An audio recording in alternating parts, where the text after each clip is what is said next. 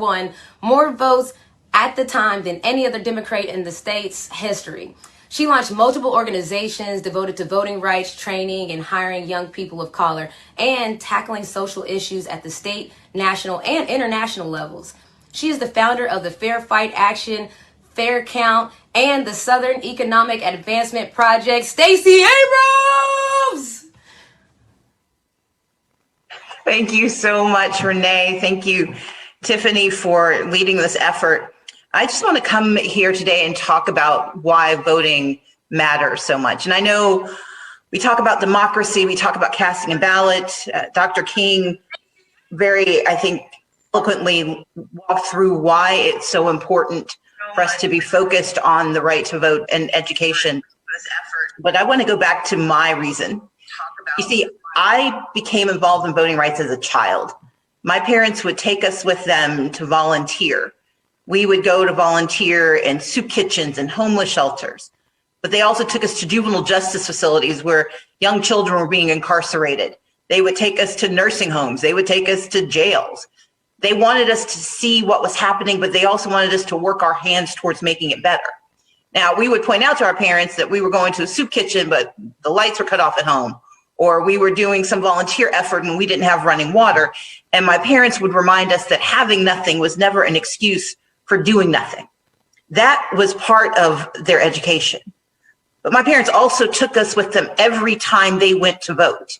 I'm the second of 6 children, so we looked like make way for ducklings as we trailed out of the voting booth.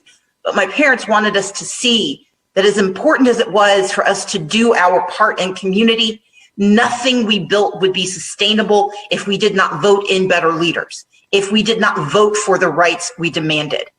They wanted us to understand that we protest in the streets, we protest at the ballot box, and they also taught us to protest in the halls of power.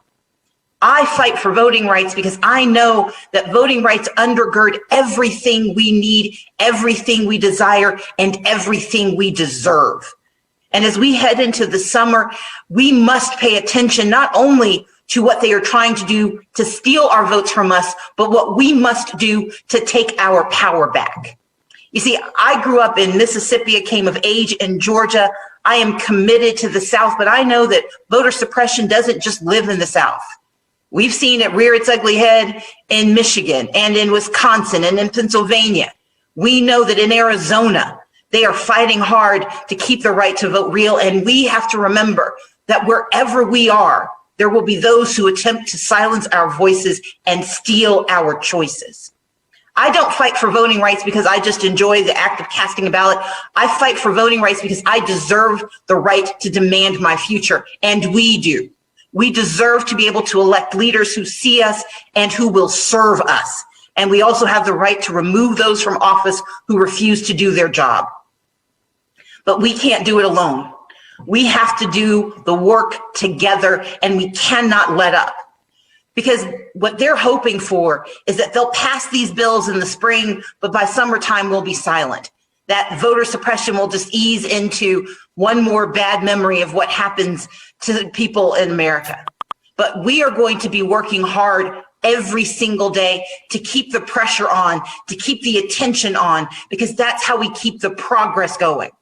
We know progress is hard. We know it is slow. We know sometimes it is overwhelmed by regression. But what we will not allow is for suppression to take away our power. And we need your help. We need your help making sure that we continue to talk about the states that are trying to pass these bills, just like Florida did just yesterday. That we fight against those bills wherever they may be, because those bills are an attempt to silence us and to undermine our citizenship. And that should not stand. But we also have to hold others accountable. We have to talk to the corporations. Those corporations may seem like faraway issues, but those are civic leaders.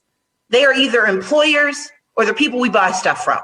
And so we've got to keep pressure on our civic leaders, our business leaders, our community leaders. And here are 3 things we need them to do. 1, to keep talking about voter suppression and not allow this to become a partisan issue. I don't fight for Democrats to vote or to stop Republicans from voting. I fight for the right for Americans to vote, especially for Black voters, because Black voters have for too long been the target of voter suppression, although they have spread their wings wide to try to attack as many people as possible. But we know that if we stop talking about it, they win. So keep the pressure on and encourage every community that you touch to keep talking about voter suppression, keep denouncing these bills, because this isn't about partisanship. This is about citizenship. Number two, we've got to support the organizations doing the good work.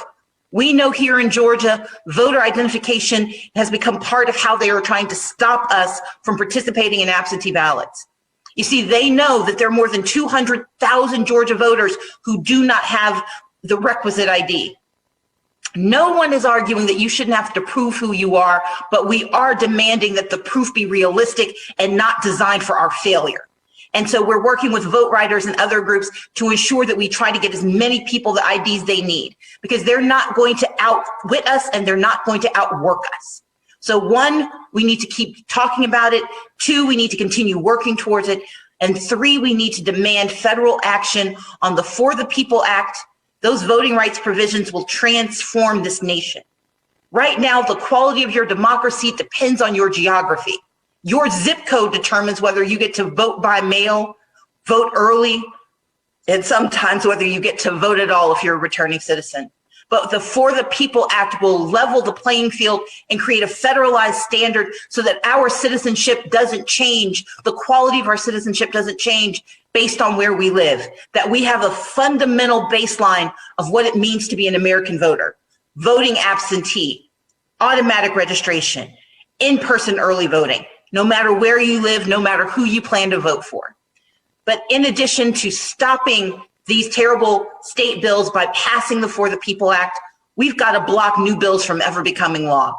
And that requires the John Lewis Voting Rights Advancement Act. John Lewis lived his life working towards making certain that the right to vote is real.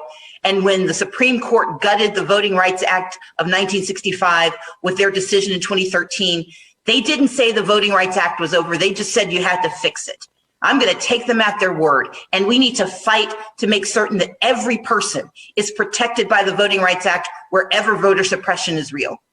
For the People, the John Lewis Voting Rights Advancement Act, together those two acts will change the future of democracy. But they require our interest, they require our intention, and they require our efforts. I am in this to win, because I believe that we deserve the future we can create. And that begins with the right to vote. And if we have that right and we make it real, we will get it done. Thank you so much. Thank you, Leader Abrams. We can always count on you for a clear call to action. So I love hearing you talk. You get that fire going in my belly. Thank you. Thank you so much. Talk soon.